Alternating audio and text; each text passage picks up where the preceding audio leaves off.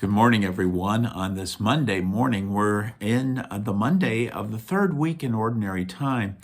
We started out last week in 1 Samuel, and we skipped several days. I don't do it every single day, so we've skipped some days.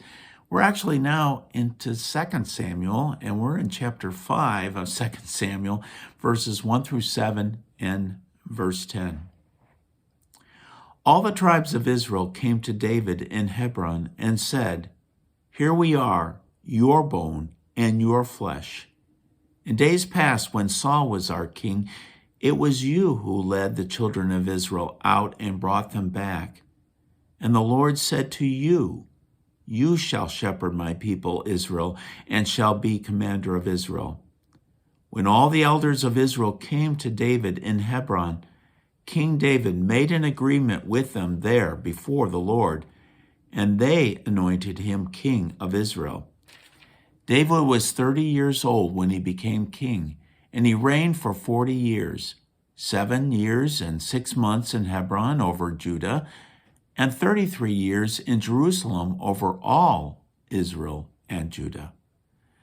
Then the king and his men set out for Jerusalem against the Jebusites who inhabited the region.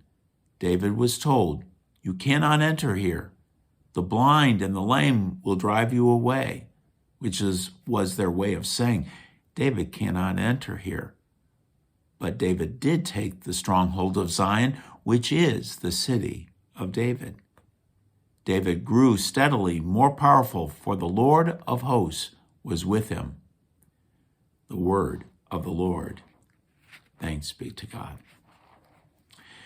Well, as we saw, there's been King Saul was the first king, and he lost his position in it.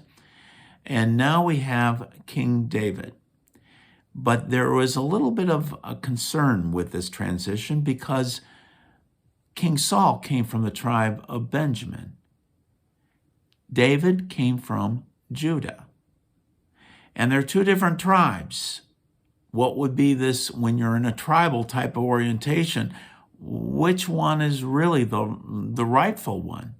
And so we have this episode which the legitimacy of David from a different tribe is being emphasized, that the folks are willing to say, no, it's no longer under the tribe of Benjamin, it's now under the tribe of Judah.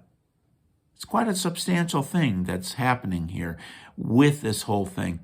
And we also read how David was first, for a period of time, as the king over just Judah.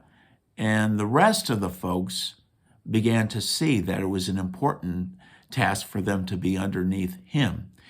And I think part of that has to do with the elders. It mentions here not only that all the tribes came to Hebron, but then it mentions again that the elders, in other words, those who are the leaders throughout all the different tribes, come together here. And they come in agreement with this, saying, "You truly are the king." Now, there's some background stuff that's going on also. Egypt, which is a powerhouse in the region, was kind of subsiding during this period of time. And the Philistines thought, well, they should become the rightful rulers of this. Having a strong leadership for Israel was incredibly important. And seeing how David has time and time again helped Israel in battles, the leadership realized the importance of it. But hopefully, more importantly, that God put his hand on him through the prophet Samuel. So here we have this new dynasty, this new time with King David, which is part of the storyline of God's salvation history. On another note, I'd like to just share with you, from time to time, I like to just share certain things that are personal with me that I am enjoying.